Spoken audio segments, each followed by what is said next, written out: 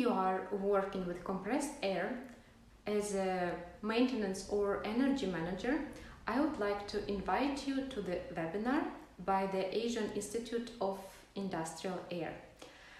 There are many aspects related to compressed air usages, such as safety, noise level, correct pressure level for the application to avoid the downtime of the machines, and many other process-related aspects. So the question about energy consumption probably comes later, and this is okay. And in the webinar, we will discuss the non-energy benefits of reducing the use of compressed air. We will take a look at the primary consumers, applications, and various tools to ensure the most efficient air usage of your compressed air system.